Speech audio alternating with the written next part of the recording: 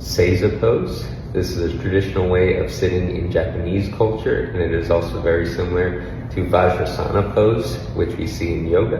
Now there's a couple of exercise applications for using this pose. One is for improving posture, just our ability to sit and to hold ourselves upright here. The second is for improving the flexibility of the muscles located on the front of the ankle. So primarily the tibialis anterior, which runs the length of the shin going down into the ankle, which is responsible for pulling the toes up towards the shin, pulling the whole foot and ankle up. And so when we get down into this position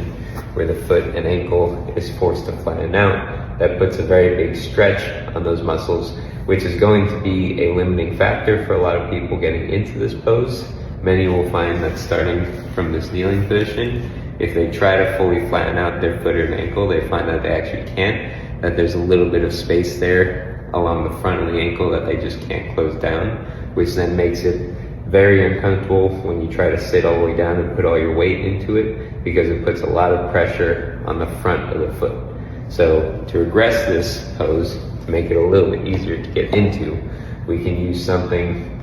like a yoga block or like a small stool, something that's going to give us just a little bit of elevation off the ground. Place it in between the heels, and now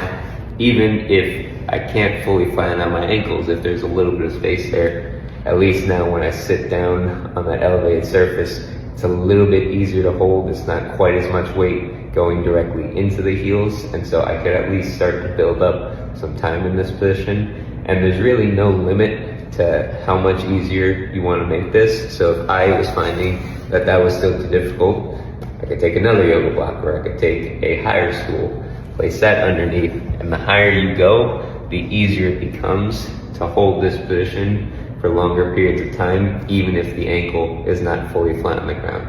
And the longer you hold this, the more you practice doing this pose like this, you'll find that eventually your ankles can start to flatten out a little bit more,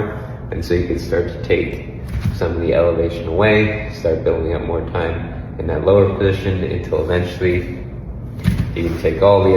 elevation away, and again, bring the legs together and sit all the way flat down at the heels.